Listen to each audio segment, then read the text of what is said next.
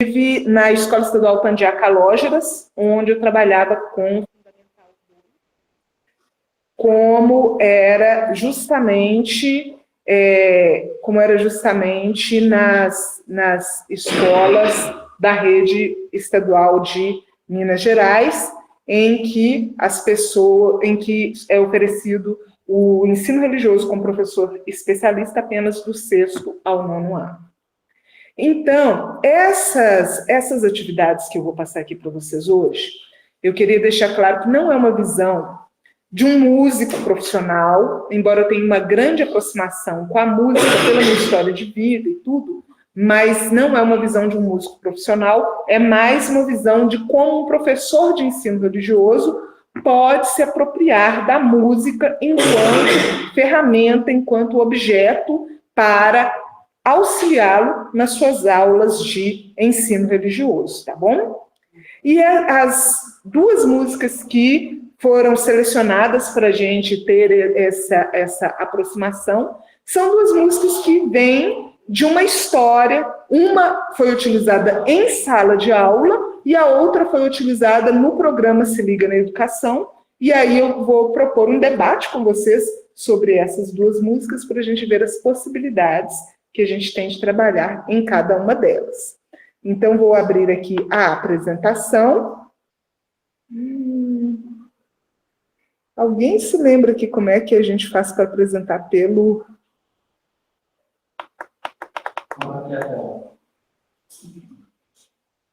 Aonde? Compartilhar. Não, é para abrir como modo de apresentação. Você quer tela cheia? Não. É uma tacinha. Tela cheia? Não, a tacinha é com 10 lines.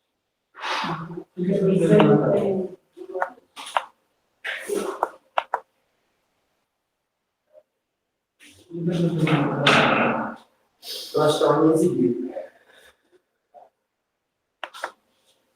Não.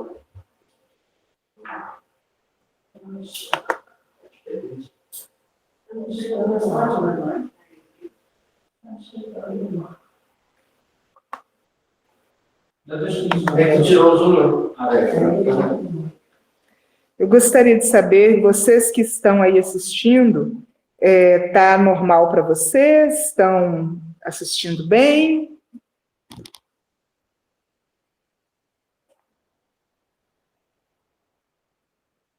Tá ok. Então tá bom. Muito obrigada.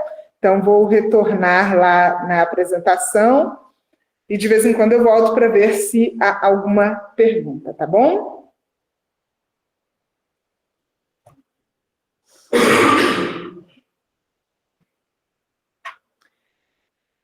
Então, pessoal,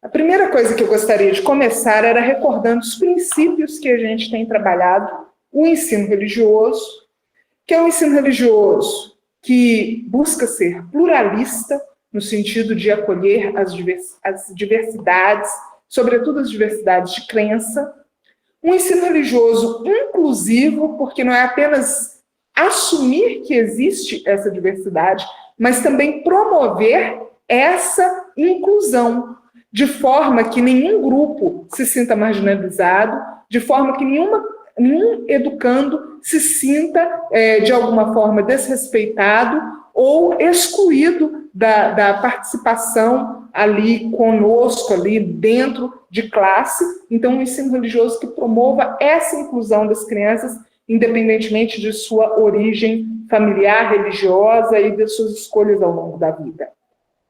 É um ensino religioso aculturador. Por que eu estou falando isso?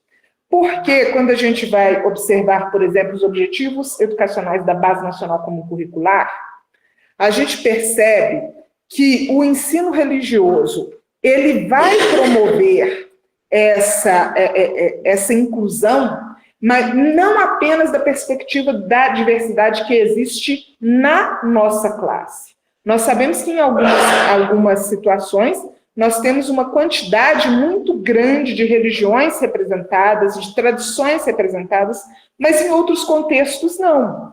Eu já trabalhei em escolas que eu tinha 98% dos alunos pentecostais. E aí, quando você vai trabalhar essa diversidade, é óbvio que você não vai partir apenas do que se encontra representado em sala. Então, é um ensino religioso aculturador, porque ele também pretende apresentar para esse estudante outras formas de pensar, de viver e de acreditar, que talvez ele não tenha tido contato até aquele momento. Provavelmente ele vai ter contato porque o Brasil é um país muito diverso. Mas ainda assim, enquanto professores de ensino religioso, o nosso papel é apresentar as diversidades, mesmo aquelas que eles ainda não conhecem. É um ensino religioso que valoriza diferentes culturas, porque não é só apresentar, é valorizar de forma que todos se sintam efetivamente valorizados, acolhidos e realmente pertencentes.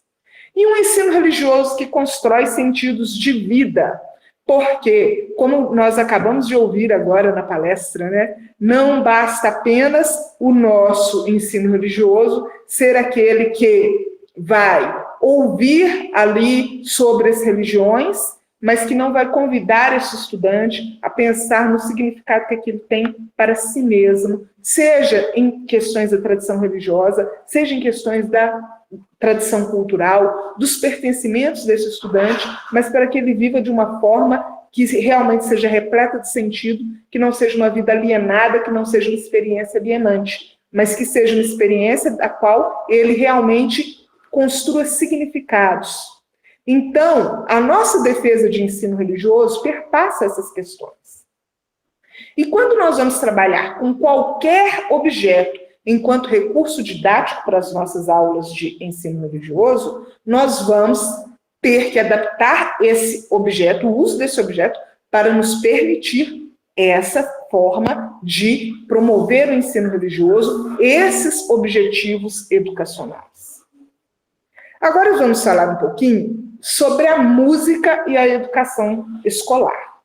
Gostaria de começar lembrando vocês que, de acordo com a Base Nacional Comum Curricular, o ensino de arte, ele permite também que seja utilizada as artes plásticas, mas também a música, também o teatro. Então, são outras formas de arte que podem estar presentes dentro da escola, e isso vai variar de acordo com os professores que estão sendo contratados. Em geral, editais para professores de arte permitem as 3 formações, que são as artes visuais, a música e o teatro. E aí vai depender... Oi? A dança também. Então, vai depender da formação do professor, o enfoque que está sendo trabalhado naquela escola. E aí, como nós temos um convite da Base Nacional para trabalharmos sempre de forma interdisciplinar, nós percebemos aqui que o ensino religioso, ele tem essa possibilidade de estabelecer um trabalho com outras áreas. É fato que, pela forma como a base foi construída, preferencialmente a nossa interdisciplinaridade é com ciências humanas, com geografia e história, como na maioria do Brasil, onde o ensino religioso é oferecido no fundamental, ou também com filosofia e sociologia para aquelas redes que oferecem no ensino médio.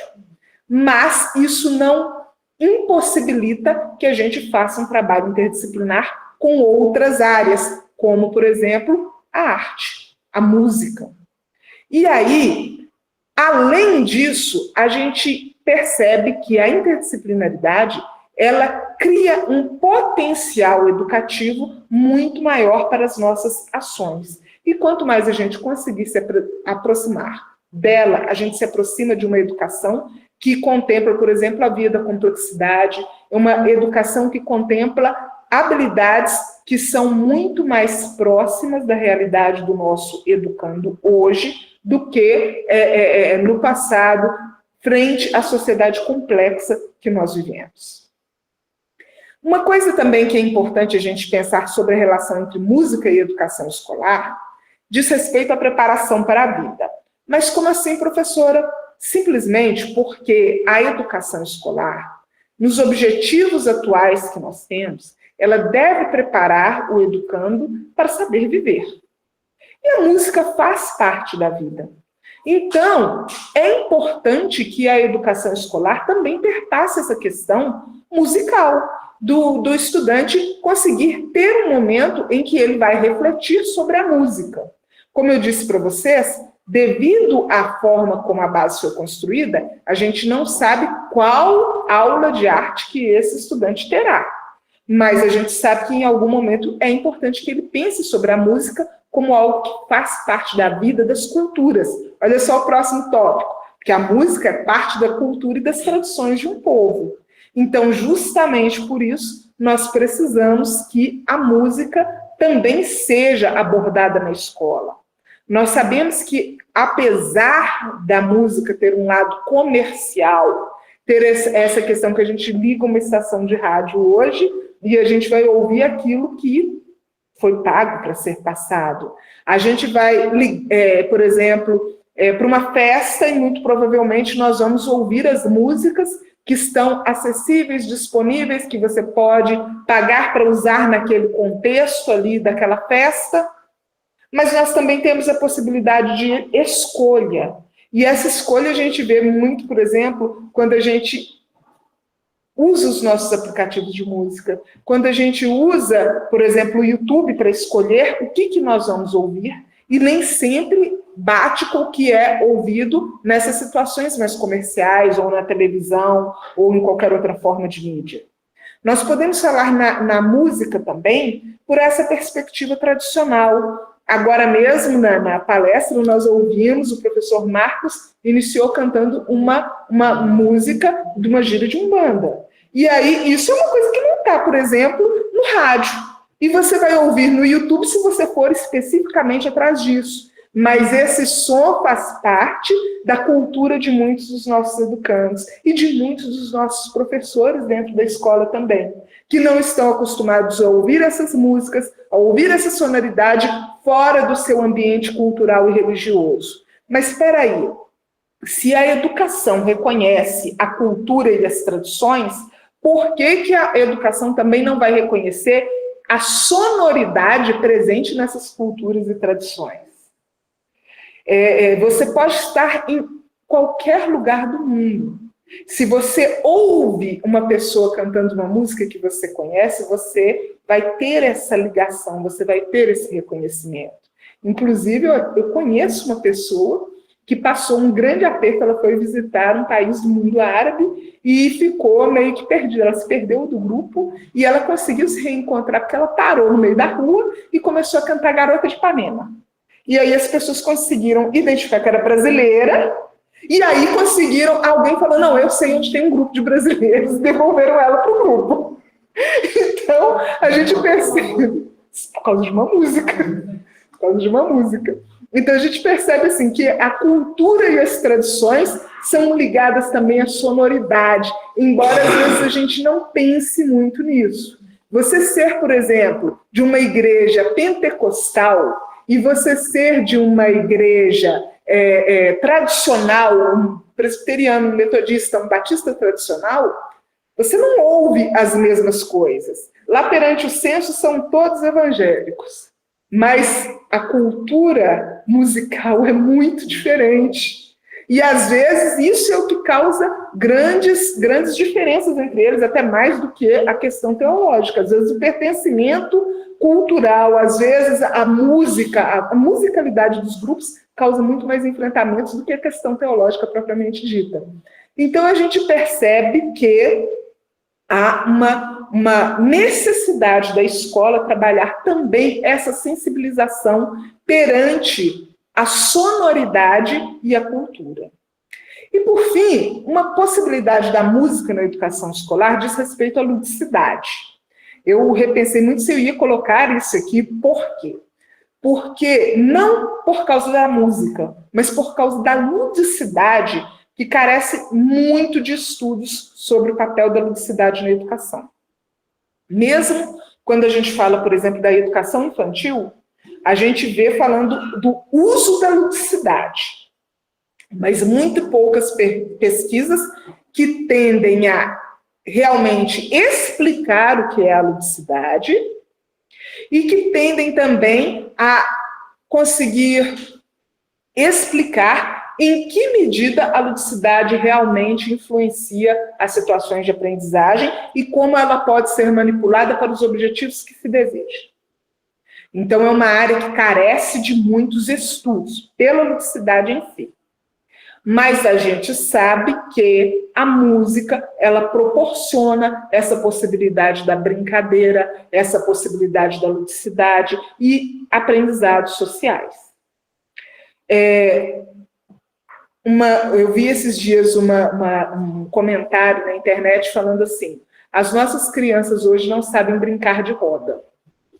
E não é mentira, porque antes, quando você via as crianças, elas não precisavam se conhecer. Elas conheciam a cantiga de roda, então tem um grupo de crianças ali que não se conhecem, elas conseguem brincar de roda. Elas conseguem brincar com as parlendas, as adoletas. Mas, hoje, as crianças estão no celular, elas estão nas telas. Então, você colocou um grupo de crianças juntas, elas não se reúnem porque elas não se conhecem, elas conhecem a tela. Elas conhecem os aplicativos. Elas têm amigos virtuais. E se você reúne crianças que não se conhecem, elas não têm mais essa troca, porque elas não têm mais um elemento comum que lhes permita essa troca. Então, daí a gente vê a importância da ludicidade para promover outras coisas, como, por exemplo, a socialização, e a música, ela pode ser um ponto aglutinador em nome dessa sociabilidade, dessa ludicidade. Pois não? Uma questão da ludicidade, a questão dos objetivos, né, da ludicidade. Por exemplo, pensando principalmente na educação infantil e séries iniciais, em que o jogo, o brincar, é inerente a essa faixa etária, talvez a ludicidade entre nessa perspectiva de que através desse fazer de brincar do jogo, que é próprio da criança, se faz uma ponte do ensino para se alcançar a aprendizagem do serviço do jogo, da brincadeira que é própria dessa faixa, não seria? Qual é o seu nome para eu poder falar para o pessoal? O pessoal que está online, a Ana estava falando aqui com a gente sobre a importância da música e da ludicidade como uma ponte para alcançar a aprendizagem. E sim, é bem isso mesmo, e nós vamos falar um pouquinho aqui sobre isso agora, porque a gente sabe que a aprendizagem ela é mais do que apenas o cognitivo. Ela tem esse lado emocional. Olha também o exemplo que o professor Marcos trouxe sobre a construção dos samba-enredos. É uma coisa que eu queria ter trazido para vocês, que já trabalhei também com isso, mas no tempo não dava. E aí, eram pessoas que não sabem ler, mas que conseguiram, ouvindo ali, apropriar-se do conhecimento, construir um samba-enredo que foi ensinado a toda a comunidade e agora um conteúdo que não fazia parte do cotidiano deles, que era a vida desse poeta, mas foi apropriado e foi repassado para todos ali por causa de um samba-enredo. Então, oralmente, a oralidade foi muito importante, mas aqui é a oralidade agregada da musicalidade.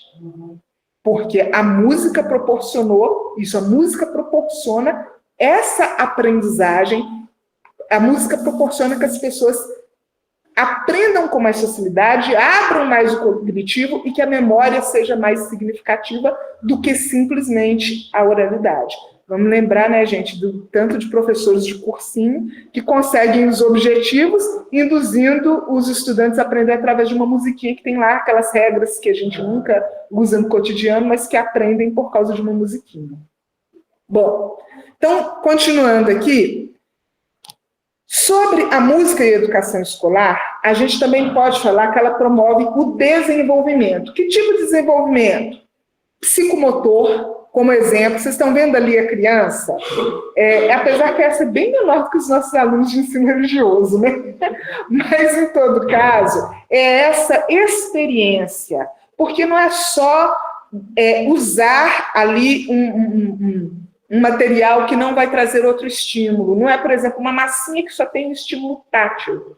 É um objeto que você tem o estímulo tátil, mas você tem o estímulo sonoro. Então, quando o menino bate ali no xilofone, ele vai bater em várias posições e ele vai descobrir, ele vai associar sons diferentes, com a cor diferente e com a forma como ele utiliza aquele instrumento. Da mesma forma o pandeirinho. Então, ele tem esse estímulo psicomotor, ele tem esse estímulo a aprender, por exemplo, a manter o ritmo quando ele acompanha uma música. Ele tem o estímulo das mãos, dependendo do instrumento que ele vai aprender ali. Quem já tentou fazer uma aula de piano, por exemplo, se quem tentou na infância, quem tentou depois de uma certa idade, sabe a diferença que é que na infância a mão da gente é mais macia, mas depois de uma certa idade, depois de lavar muitos tanques de roupa, depois de pegar muito peso na musculação, a mão da gente não é mais a mesma coisa, não tem mais aquela flexibilidade. E aí, esse desenvolvimento psicomotor, ali para a criança, está na melhor fase, que ele vai realmente desenvolver melhor a sua coordenação motora fina para atender aquele instrumento que ele está manipulando. Falando sobre o desenvolvimento socioafetivo, que perpassa essas questões que nós falamos aqui, igual o caso da cantiga de roda, ou como, por exemplo, o uso de determinadas músicas em determinados contextos. Vamos falar agora que nós estamos quase no final do ano, por exemplo, das músicas de Natal. Às vezes a pessoa nem tem uma fé religiosa que remeta ao Natal, mas quando a pessoa ouve a música, ela vai lembrar ali daqueles momentos. Pode ser momentos felizes, podem ser momentos tristes, mas a música criou um significado para ela. E aí, o uso da música, ela pode também criar essa simbologia, criar esse momento ali socioafetivo que vai ajudar esse estudante. O desenvolvimento cognitivo, como eu falei com vocês, primeiro, por ajudar na memorização. Segundo, porque a música, ela não exige o uso de uma única habilidade. Se você vai cantar uma música e bater palma, só isso, não estou nem falando de tocar um instrumento nem nada. Ali você já mobilizou conhecimentos linguísticos para você conseguir falar a letra da música. Você já mobilizou conhecimentos interpretativos para você entender o que você está cantando. Você já mobilizou conhecimentos relacionados ao ritmo para você bater a palma e também para você se manter dentro do ritmo da música, relacionados à harmonia, à musicalidade, à sonoridade. E isso é uma coisa simples. Não coloquei instrumento, não coloquei nenhuma outra percepção. Cantar um parabéns para você e bater a palma certa, você já consegue esse tipo de efeito. Então, a gente percebe que a música tem grandes possibilidades de desenvolvimento cognitivo. Também podemos falar na música e a possibilidade do desenvolvimento linguístico. Por quê? Porque a gente tem a possibilidade de introduzir vocabulário, a gente tem a possibilidade de utilizar ali como uma forma de induzir ao letramento, porque a pessoa tem que cantar e tem que entender o que está cantando. Ela não pode cantar uma música fora completamente do contexto de utilização. E aí eu volto para vocês numa coisa que muitos professores questionam. Falam assim, aí eu cheguei na escola, todo cheio de boas intenções, aí cheguei lá, os meninos só querem ouvir funk proibidão. O que eu faço? Aqui, ó, desenvolvimento linguístico. A gente pode trabalhar com eles o contexto. Será que essa música é apropriada para o momento que você está querendo cantar? Ah, peraí, não está legal aqui, não está legal nesse momento. Vamos tentar uma música que seja mais apropriada? Vamos conhecer outras coisas? Então, a educação ela tem esse papel de abrir a visão do educando e também de reconhecer a cultura de onde ele vem. Às vezes a gente pensa, não, mas esses meninos só querem determinado tipo de coisa. Mas será que eles já foram expostos a outras possibilidades? Será que eles já problematizaram a forma como aquela música pode ser utilizada ou a forma como ela não deve quando não está tão adequado?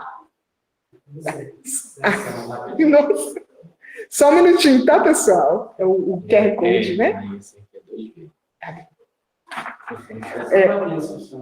Tá bom. Então, pessoal, para vocês que estão no presencial, aqui está o QR Code, eu vou passar para vocês aí, e vocês podem ir tirando a foto, tá? E quem está no online, por favor, não deixe de assinar a lista de presença. Clique aí no chat, abre o link e preenche o formulário, por favor, tá bom? Então, prosseguindo, eu trouxe aqui algumas fotos. Olhem só, essa foto aqui, a primeira era do menino aprendendo ali com o xilofone e o pandeirinho. Essa segunda foto, a gente percebe, é um momento também de educação infantil. É curioso que quando a gente vai fazer uma pesquisa bibliográfica sobre o uso de música na educação, é muito maior na educação infantil o resultado de pesquisa do que no fundamental e no médio. Mas ninguém para de ouvir música ao longo da vida, muito pelo contrário. Os gostos se desenvolvem, abre-se muito mais oportunidades, e aí aquele menino que estava ali na educação infantil e só ouvia o que alguém punha para ele ouvir, lá no ensino médio ele está escolhendo o que ele vai ouvir. E a escola, qual que é a função da escola nesse caminho? Ela vai interromper o trabalho com música? Ou ela vai ajudar esse estudante a se desenvolver para mais uma área de sua vida, né? E aí, ali na educação infantil, a gente vê o uso da música como um momento de sociabilidade.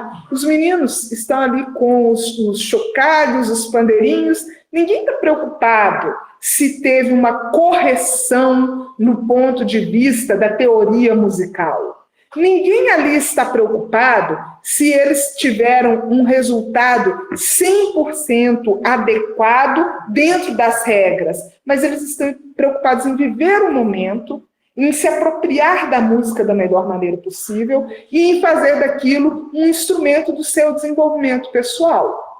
Nenhum de nós deixa de ouvir música porque não tem conhecimento de teoria musical. Aliás, às vezes a gente ouve umas coisas assim que a gente nem entende o que está fazendo. E, por exemplo, a gente vai ouvir uma ópera. Às vezes a gente não sabe a tradução daquilo, mas se emociona e chora e vai embora, não sabe nem o contexto que aquilo foi feito, mas achei muito bonito. Aproveitamos daquilo para a nossa vida.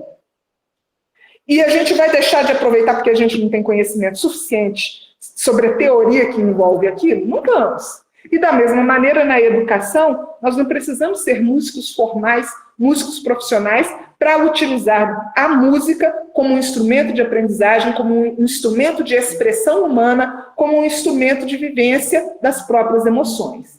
Como foi falado agora mesmo, se eu quero educar para a sensibilidade, eu tenho que utilizar a sensibilidade para educar. Vocês lembram que o Gidaldi falou isso? Pois é, e a música é uma forma de vivência dessa sensibilidade. Outra foto que remete justamente a essa questão. Normalmente, quando a gente fala sobre música, muitas das vezes a gente tem essa tendência a pensar apenas na educação formal. Mas quantas crianças vão ter acesso a um instrumento musical adequado? Quantas crianças vão ter acesso a uma aula paga para aprender esse instrumento? Serão muito poucas. Mas todas as crianças, de alguma forma, têm acesso à música. E aí, por isso, abre-se essa possibilidade da gente fazer um trabalho, ainda que não seja essa idealização que às vezes a gente tem, de falar, enquanto eu não conseguir montar uma orquestra, enquanto eu não tiver um instrumento, ou, eu nem sei tocar violão para poder cantar com os meninos. Não, a gente está falando das possibilidades que a gente tem. E todo mundo usa a música em algum momento da vida, mesmo que a gente não tenha esse domínio teórico e formal. Aqui coloquei uma foto de crianças, essa é uma banda da PM, acho que é do estado do Rio de Janeiro, a banda jovem da PM. Então, são alunos que eles de escola militar, que têm o interesse em utilizar a música como um instrumento de aprendizagem. E por que eu coloquei essa foto? Porque é muito comum que a gente perceba o potencial que a música tem para ajudar essas crianças a perceberem a vida com outro olhar. Aí eu já estou falando dessa música mais formalizada mesmo, tá, gente? Igual, por exemplo, ontem nós tivemos uma banda jovem aqui. E aí eu vi algumas pessoas com a preocupação. Olha, mas eles ainda não começaram a tocar, eles estão conversando. Tá, eles estão conversando, mas na hora de tocar ninguém ficou, por exemplo, igual a aula de matemática, que o professor está lá explicando e os meninos batendo papo enquanto o professor explica. Não rolou isso, não. Vamos tocar? Vamos. Acabou a conversa. Agora é hora de tocar. Ah, não estamos tocando, podemos conversar. E quando vamos tocar, não vamos fazer o que estamos com vontade. Cada um vai tocar aquilo que realmente tem que tocar, porque é necessário que haja essa união, é necessário que haja essa troca, é necessário que haja essa possibilidade de trabalho em conjunto.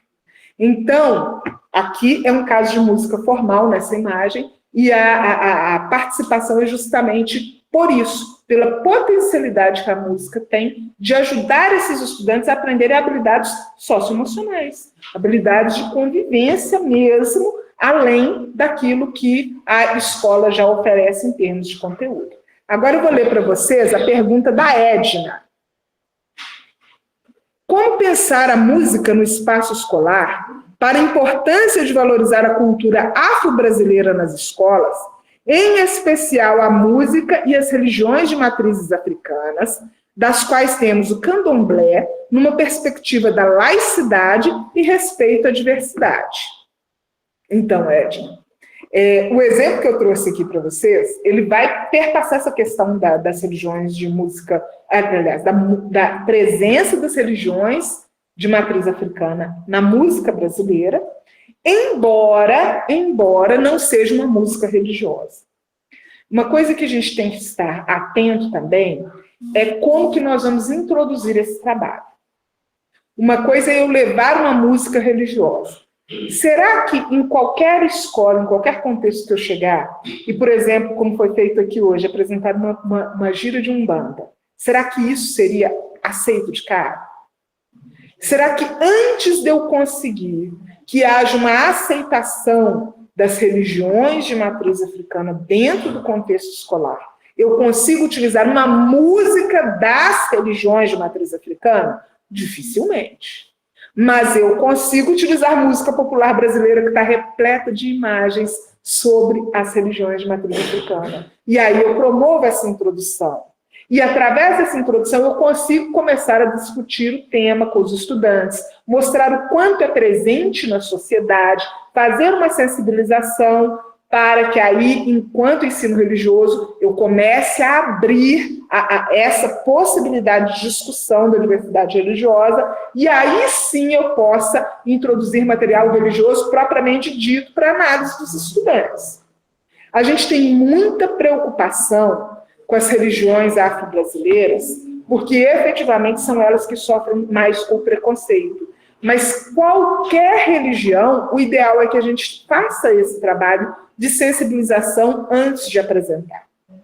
Porque para religiões, como o caso da matriz afro-brasileira, corre-se o risco do preconceito, do racismo religioso, então tem que ser feito um trabalho para quebrar esse preconceito antes de apresentar.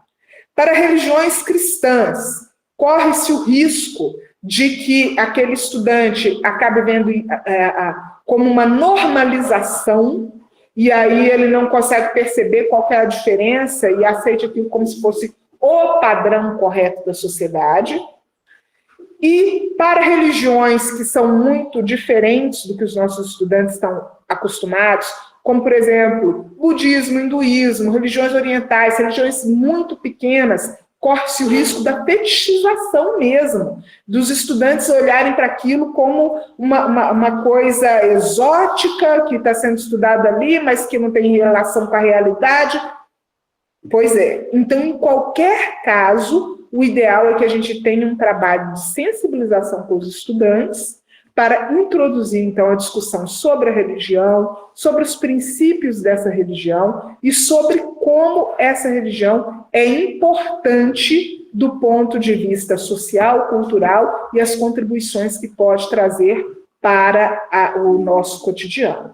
Isso vale, reitero, para todas as religiões. Tá bom, Edna? Obrigada pela pergunta. Agora, voltando lá no slide, vamos para nosso próximo slide. Só relembrando que, em geral, a música, ela é melodia, que é o som. Ela é harmonia, que é a combinação dos elementos ali que vão constituir a música. E ela é ritmo também.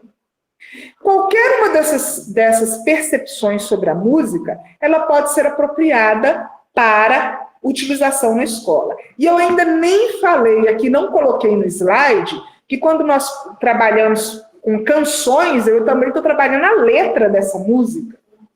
E aí, qualquer uma dessas perspectivas, é possível que eu crie um planejamento de aula que me permita utilizar a música como um ponto de sensibilização desse estudante. Igual eu falei com vocês. Eu vou trabalhar religiões orientais.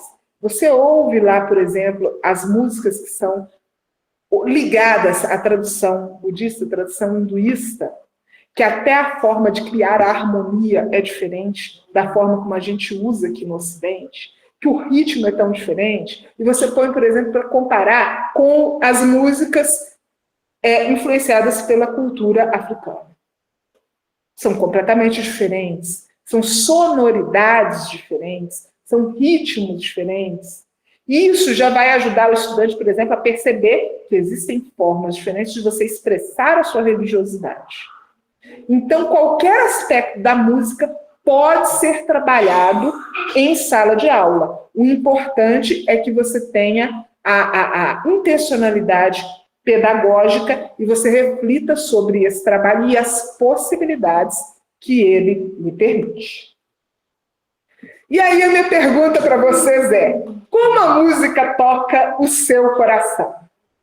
Porque é justamente por aí que a gente começa com a sensibilização do nosso educando. A música, ela é muito mais do que apenas um objeto que a gente leva para a sala de aula. Quando, por exemplo, vamos dar uma aula de geografia, você vai lá e leva um mapa para a sala de aula, pendura ele na frente. Qual que é a ligação emocional que esse estudante tem com o mapa? Às vezes ele pode até ter, mas é muito difícil que socorra. Agora, quando a gente leva uma música, ele pode gostar, ele pode não gostar, mas alguma reação esse estudante vai ter. É muito difícil uma pessoa ouvir uma música e sair completamente indiferente.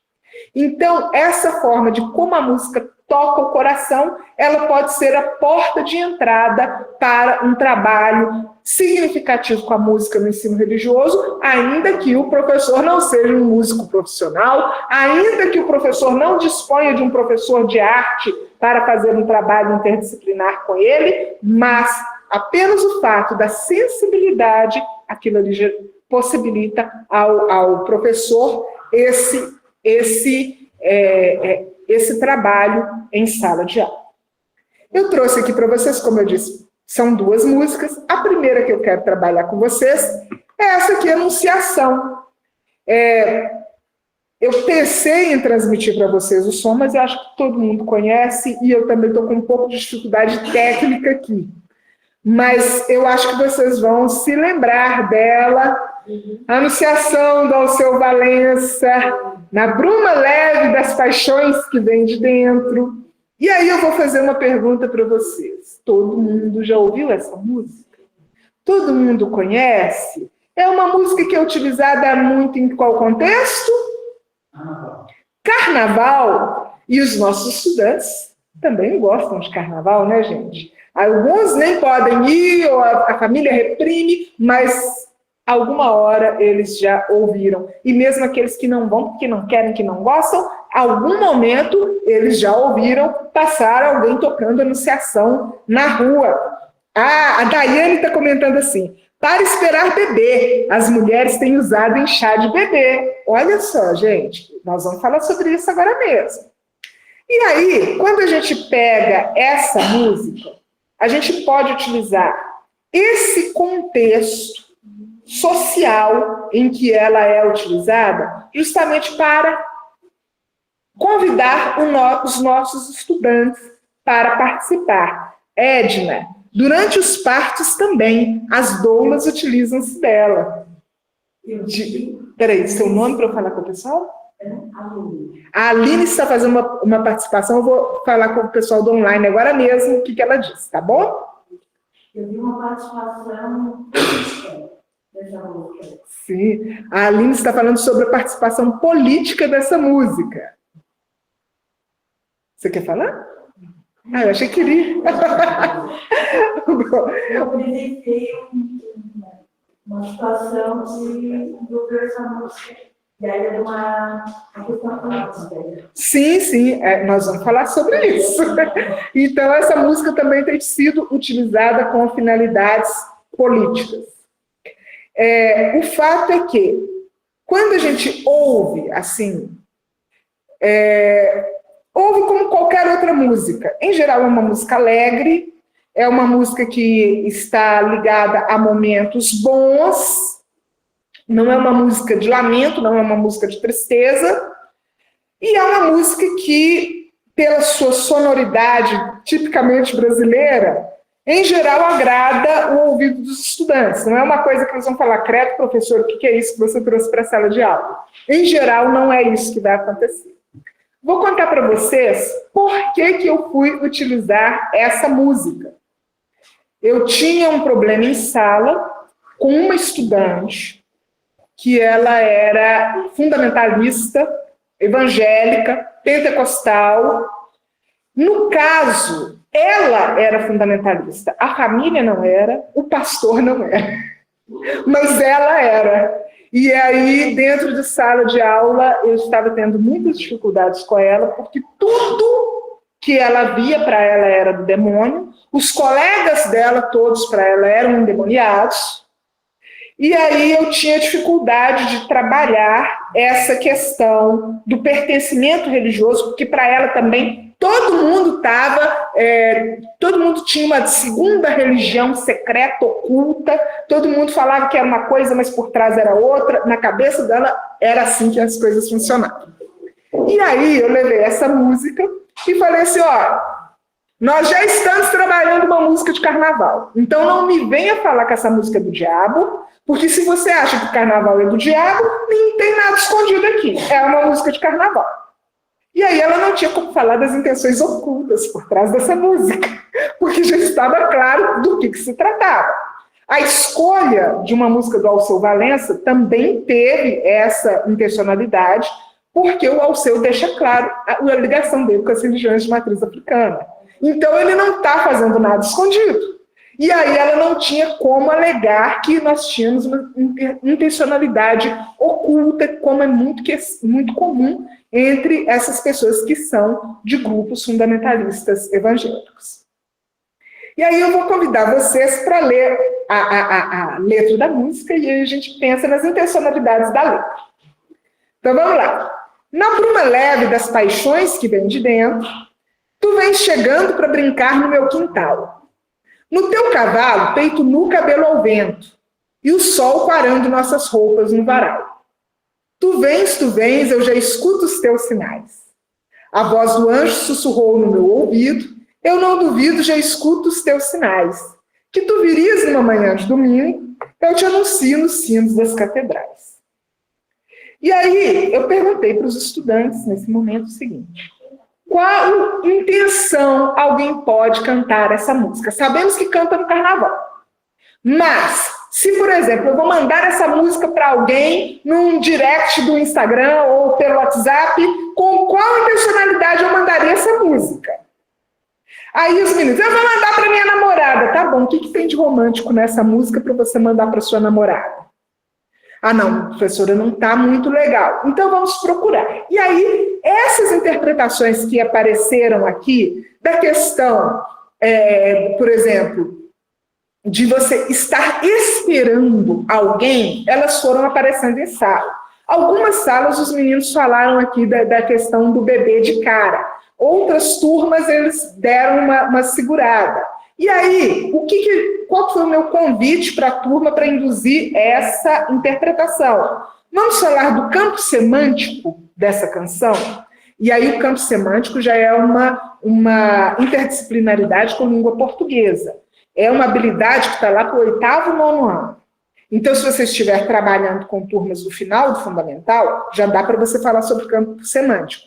Mas se você estiver trabalhando com o 6º, 7º ano e quiser utilizar a música, você também pode fazer isso, mas sem introduzir o conceito, né, gente? Vamos falar do assunto que essa música está debatendo, as figuras que aparecem, figuras de linguagem você já consegue encontrar ali desde o 6º ano como uma forma de introdução.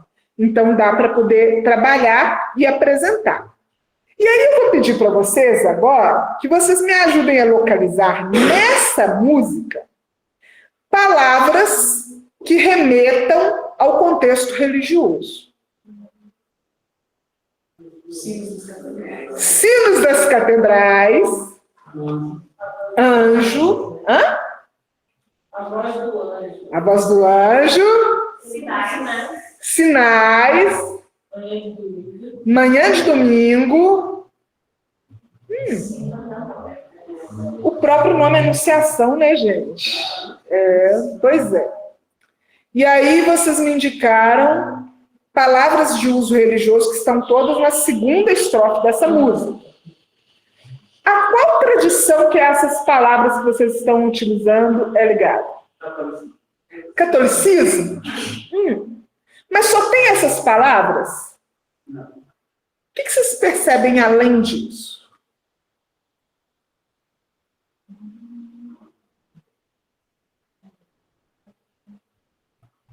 Vamos voltar lá na primeira estrofe.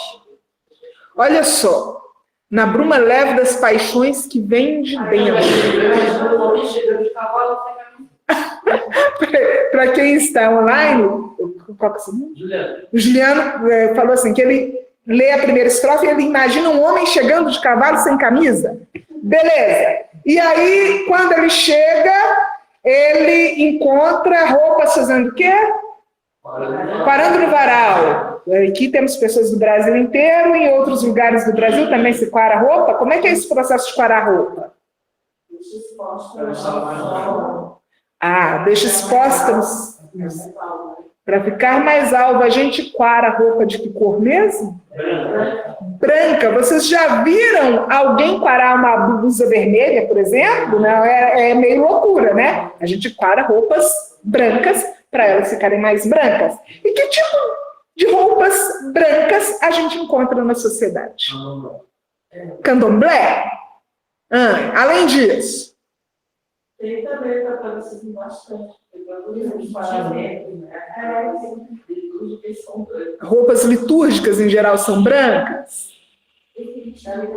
Espiritismo?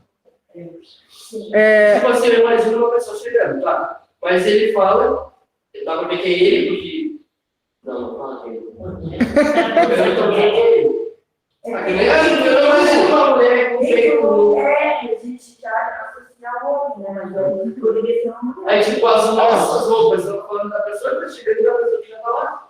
Pois é, então está falando, o Juliano continua cooperando falando assim, que tem as roupas, e aí as nossas roupas, então é a roupa da pessoa que chegou com a roupa da pessoa que estava lá. A Edna cooperou aqui no chat também, com as palavras bruma e sol, que dependendo da tradição religiosa também podem ser interpretadas como religiosas. Mas o que eu quero chamar a atenção? O Gustavo fez uma comparação aqui falando que no teu cavalo também pode remeter a Ogum. Então vamos analisar de novo essa primeira estrofe. A gente tem ali uma figura, no teu cavalo pode remeter a Ogum, pode remeter também a realidades da Umbanda em que o médium é chamado de cavalo. Pode remeter ao uso de roupas brancas, que é a roupa que você põe para parar. Pode remeter, olha só, tu vem chegando para quê? Para brincar no meu quintal. Qual palavra que é sinônimo de quintal? Terreiro. Opa, peraí. Então nós temos uma primeira estrofe que remete a religiões afro-brasileiras, E uma terceira estrofe que remete ao catolicismo. Mas como é que essa história está sendo contada? Vamos para o refrão. Tu vens, eu já escuto os teus sinais. Que sinais são esses, gente? As troças passando. As troças passando? Porque tem um cavalo? Não, as troças de carnaval. As troças de carnaval? Pode ser, porque é uma música de carnaval. Os clarins que anunciam o reinado de Monte. Os clarins que anunciam o reinado de Monte. Tá. Além disso, se a gente considerar a terceira estrofe, aí fala ali, a voz do anjo sussurrou no meu ouvido, os sinos das catedrais, só um minutinho. Então, esses são sinais que se ouvem. Mas se a gente considerar a primeira estrofe, a gente vai ter que levar em consideração as sensibilidades das religiões de matriz africana, em que as pessoas relatam perceber quando o Espírito vem. Perceber com antecipação quando a incorporação vai acontecer. Era isso que você queria falar? É que o Gustavo queria fazer essa mesma contribuição. Então, essa percepção, ela faz... Só um minutinho, pessoal. Sim, ele está falando aqui. Eu já escuto os teus sinais, também podem ser os tambores que estão anunciando que vai haver um momento mediúnico ali. Um momento de incorporação. E aí eu pergunto para vocês. A gente pegou uma música, que até agora mesmo era uma música de carnaval, e agora a gente já está percebendo que é uma música que fala de duas tradições religiosas e as unem dentro de uma mesma canção. Tá velado. E aí, só quando a gente vai prestar muita atenção que a gente percebe a presença ali. E aí a questão é, para a nossa turma de estudantes, será que essa canção, ela está no rádio, ela está no carnaval, está no toque do celular, ela está por aí, está no TikTok que os alunos criam. E até agora ninguém estava chamando essa música de demoníaca. E ela está falando de duas realidades religiosas diferentes. E aí a gente tem uma possibilidade de já começar a discutir com os estudantes como a diversidade religiosa está presente na sociedade e nem por isso ela fere, de alguma forma, os pertencimentos individuais de cada um. É possível você conviver com outra pessoa que é diferente de você sem que isso te afete. É possível que dentro de uma música se remeta duas tradições religiosas diferentes e a música não é religiosa. O mais importante é isso. Não é uma música para ser utilizada em um momento religioso. Ela está falando das sensibilidades individuais. Diga. Eu fiquei curiosa agora. Nesse lugar, né? Sendo remix e tal. E eu fui procurar a origem desse tinha o religioso.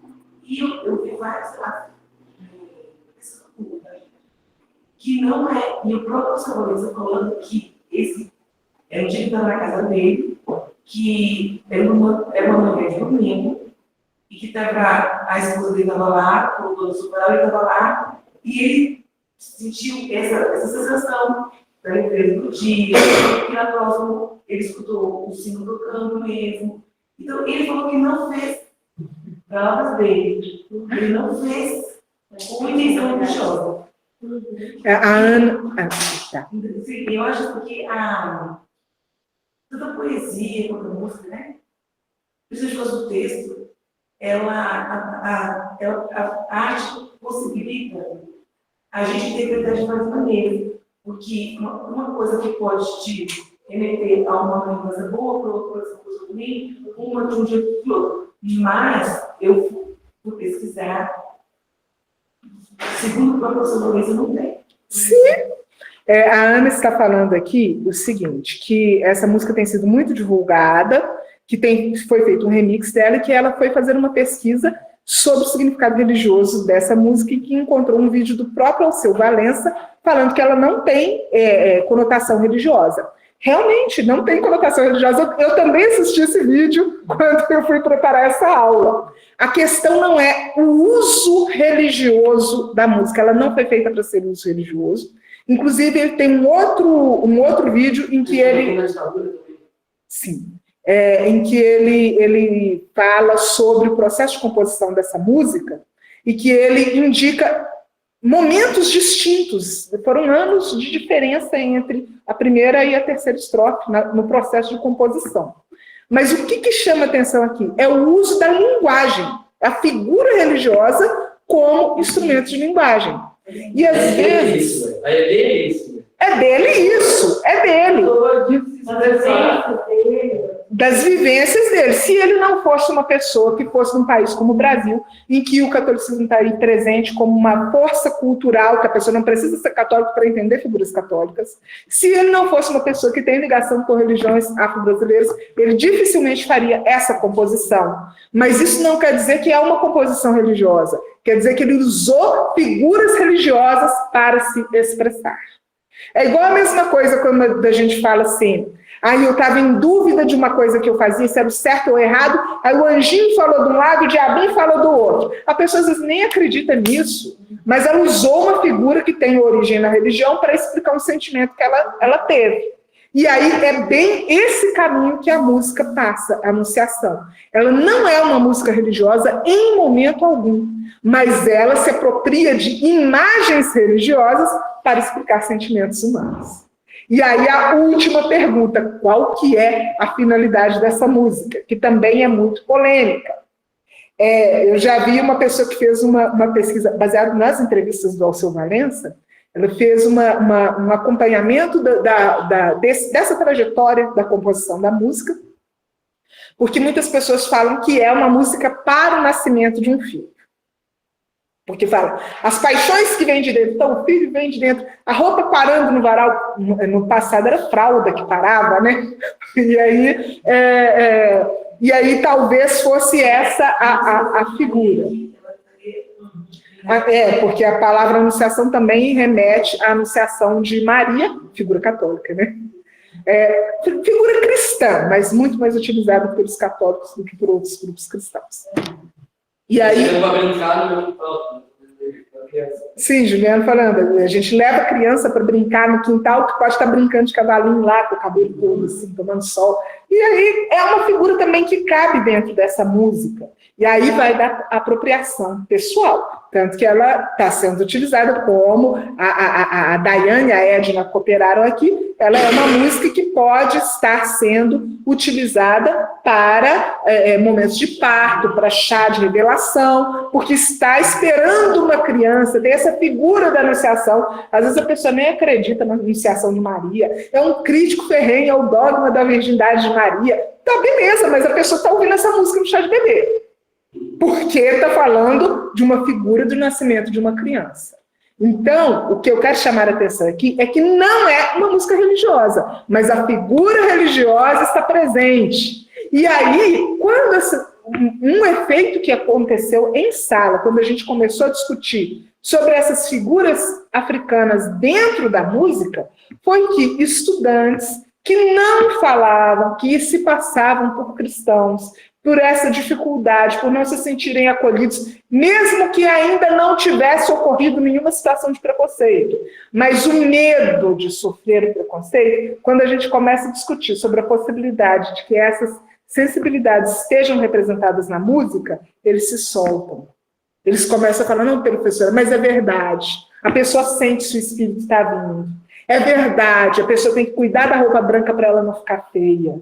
E aí, os estudantes acabam se soltando no momento em que a gente está falando da cultura, e isso tudo vai facilitando a discussão. Deixa eu acelerar, gente, porque senão a gente não fala da outra, não, e a outra eu vou falar rapidinho.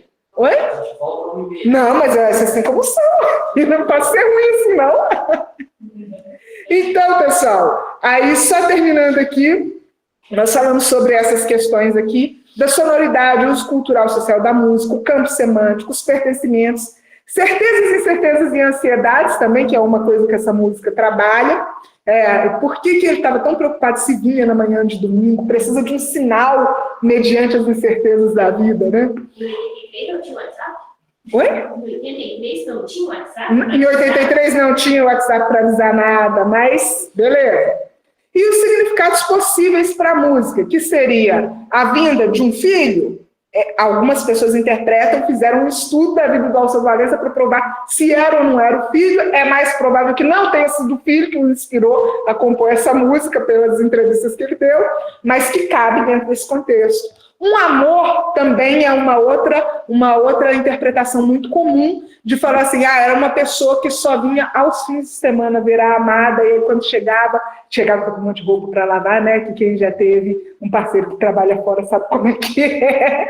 Essa história do fim de semana é para lavar a roupa, e aí também poderia ser alguém que fica esperando ansiosamente. Ou a liberdade, que é um uso político muito comum que tem tido essa música, especialmente no atual contexto, e que liga-se muito ao contexto lá de 1983, de final da ditadura, esse anseio por uma sociedade nova, livre, e que você fica o dia inteiro esperando que haja um sinal de que essa sociedade realmente vai ter essa transformação.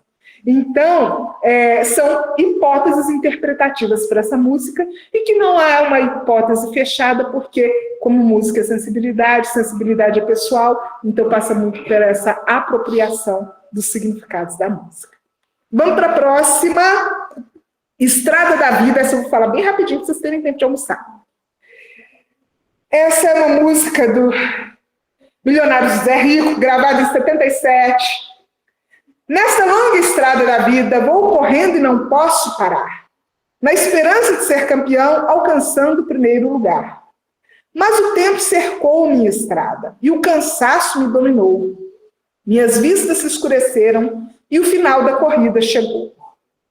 Este é o exemplo da vida, para quem não quer compreender.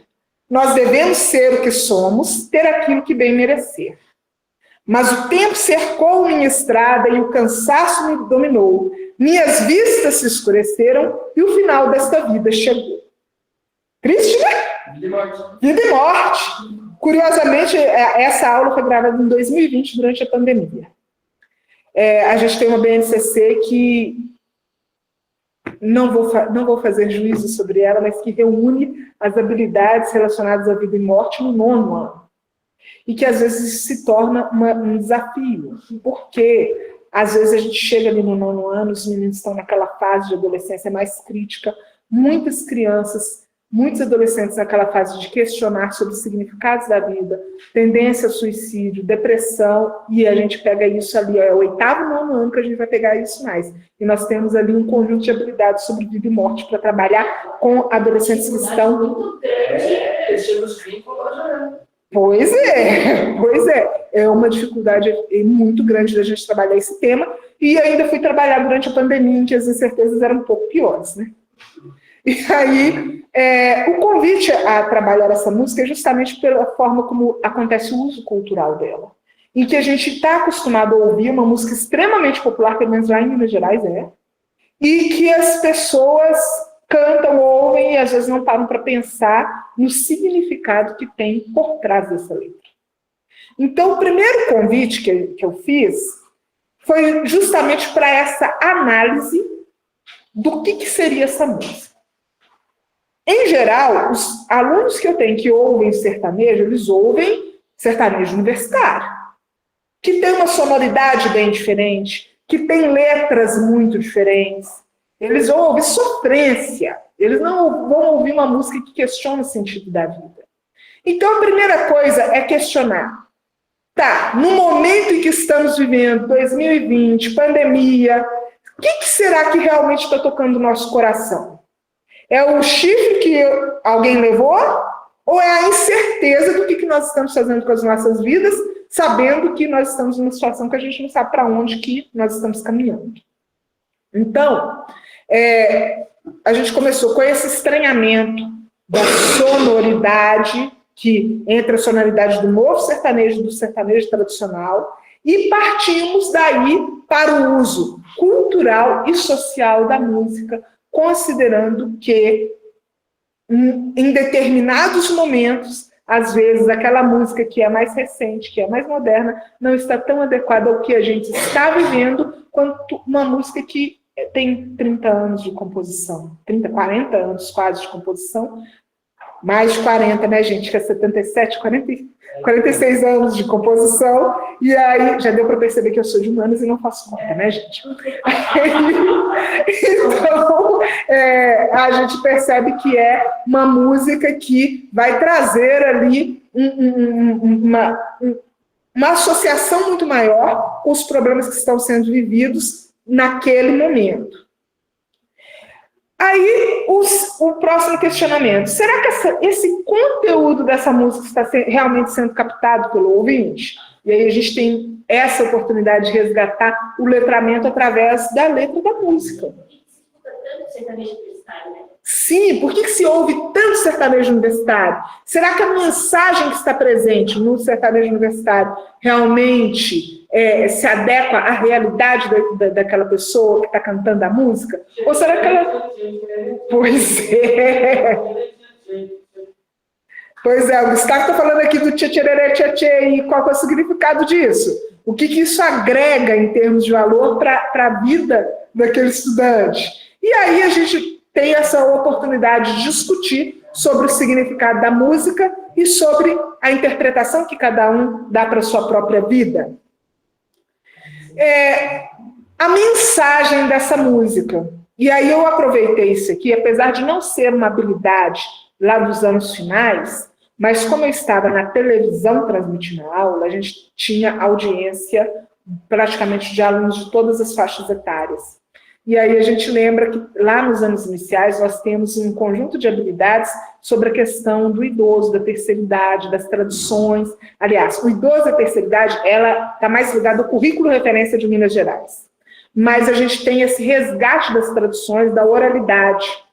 E esse discurso de pensar no sentido da vida, pensar se eu realmente estou indo atrás dos meus sonhos, pensar como que eu vou aproveitar a minha trajetória, esse é um discurso que está mais presente na fala do idoso. Então, vamos pensar nessa relação desse estudante com seus avós, com seus bisavós, ou até com seus pais, quando há uma diferença geracional muito grande. Como é que está sendo essa apropriação? O que essas pessoas estão trazendo de mensagens sobre a vida, sobre essa administração do período da vida? É muito comum que na adolescência, todos nós já fomos jovens, né? A gente sabe que, às vezes, quando a gente está ali com 15, 16 anos, aí fala assim, quando eu tiver 30 anos, a gente já pensa que vai ser um velhinho.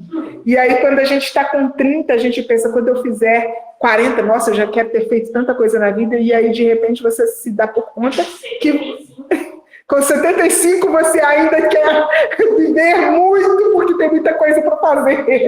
E aí, a verdade é que essa administração do tempo da vida, ela varia muito de pessoa para pessoa, varia muito de acordo com as expectativas de vida que aquela pessoa tem. Uma das coisas que eu apresentei nessa aula foi uma manchete, que dizem que é falsa, mas é uma manchete que fala de um acidente que teve lá em Belo Horizonte em 1920, em que um ônibus atropelou uma velhinha de 42 anos.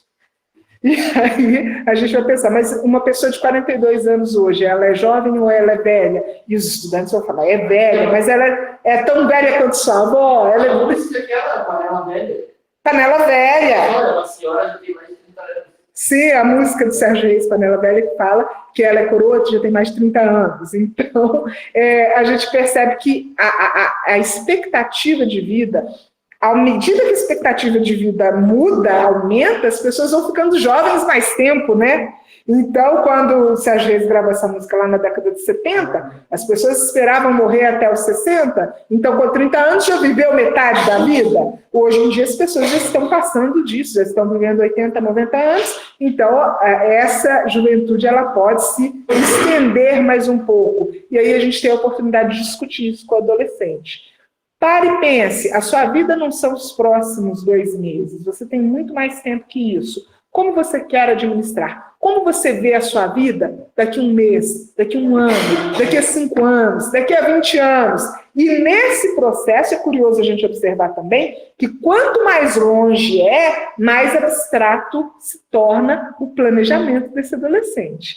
E quando se torna mais abstrato, a gente também tem a oportunidade de falar sobre a questão do sentido. Porque uma coisa é você falar, o que você pretende fazer essa tarde? Muito provavelmente as respostas vão ser, eu vou beijar meu crush, eu vou jogar videogame, eu vou tomar um sorvete. Tá, o que você pretende fazer em 10 anos? Eu pretendo estar formado. Formado em quê? Não sei, mas eu quero formar, quero arranjar um emprego. E vai se tornando um pouco mais abstrato, no sentido de que não é tão diretivo o que eles querem fazer. Mas vai revelando cada vez mais os sonhos, as perspectivas, os anseios frente à vida. E aí a gente tem a oportunidade de introduzir a discussão, por exemplo, sobre o que é buscar um sentido para a própria vida. Que não é apenas aquela materialidade imediata, mas é uma forma como você se vê de uma forma mais alongada, de uma forma que você realmente vai pensar no início, meio e fim da sua trajetória e para onde você gostaria de caminhar isso. E aí você tem a oportunidade de trabalhar essas perspectivas, as fases da vida, o que é adequado em cada fase, o que você dá de sentido para cada fase da sua vida. E aí apresentei 2 músicas diferentes, uma que revela uma perspectiva religiosa que a gente não estava esperando, e a outra que nos possibilita trabalhar esse conteúdo relacionado ao sentido da vida, que é tão desafiador para o ensino religioso, porque é uma reflexão que nós temos que fazer para nós pessoalmente e ajudar o nosso educando a fazer também. E agora eu gostaria de abrir para perguntas. Quem gostaria? Não perguntas, mas aí quando fala dessa história de música, eu fico lembrando de várias músicas, né, que a gente pode usar, e isso também já foi falado. A gente trabalhou, a gente faz o plano junto, a gente trabalhou em TAF, para trabalhar nesse contexto, né. Tem uma música recente do Armandinho, que talvez não seja nessa vida ainda, mas você ainda vai ser a minha vida, né? Uhum. Eu também fui pesquisar o que está querendo dizer com isso, né? Que sentido é esse? Outra vida. Daí ele vai falando outra vida, né? Não é outra vida futura, mas nessa, são ciclos, né? Sim. Que posso iniciar um ciclo, né? Deixa eu transmitir para o pessoal. A Grace está falando sobre o trabalho também com a música Epitáfio dos Titãs, que eu também já gravei aula sobre ela, e sobre a música do Armandinho, Outras Vidas, sobre a possibilidade de que ali não seja apenas sobre a questão da reencarnação, mas sobre os ciclos de dentro da nossa própria vida, dentro da nossa própria existência. Trabalhei também com o 8º ano, então, o 9º ano, a música Legião Urbana, Mais Filhos. Sim, Juliano está falando sobre a música Pais e Filhos também. Na semana ali do Setembro Amarelo. Sim, sobre a Semana do Setembro Amarelo, que é uma música sobre suicídio, né, gente? Então, ela possibilita tanto esse trabalho sobre Setembro Amarelo, como a questão da diversidade familiar, né? Essa música e nunca se toca que ela, no começo da música ela seja banda janela. Sim. Então, pessoal, alguém aí gostaria também de sugerir uma música, partilhar, fazer uma pergunta? Estamos aqui para responder. Tem uma música que eu lembro aqui. Sim, a Ana está falando sobre aquela música É Preciso Saber Viver. Também. Olha, riqueza de músicas. A música popular brasileira ela é muito rica. A gente tem muitas mensagens que cabem dentro da nossa discussão do ensino religioso. E também a gente pode falar do uso de figuras religiosas. Porque mesmo quando a gente não está falando diretamente da religião, mas assim como aconteceu com o Alceu Valença, acontece com diversos outros autores que acabam utilizando a figura religiosa. A gente vê o que ele escreveu, né? Por que ele compôs aquela música, como ele foi atrás, né? Para saber o que ele tinha feito, se era religioso ou não. A gente é curioso, né? Sim, a Edna está falando assim, nosso ethos brasileiro é muito rico na musicalidade. Verdade. E a gente às vezes tem essa curiosidade de ir atrás, como a Grace acabou de falar aqui, e tentar descobrir por que essa música foi composta, como que ela foi composta, o contexto, e isso tudo nos ajuda muito a compreender. Pessoal, eu vou deixar aqui para vocês, deixo meu contato. Muito obrigada por essa aula. Eu vou encerrar porque são 12h40 e vocês precisam sair agora mesmo. Nós temos que estar de volta na apresentação dos GTs, tá bom? Muito obrigada pela participação de vocês. Estou à disposição, quem quiser conversar, quem quiser trocar mais sobre essas possibilidades de uso da música, estou à disposição de vocês, só entrar em contato. Um abraço e continuem com a gente agora no período da tarde.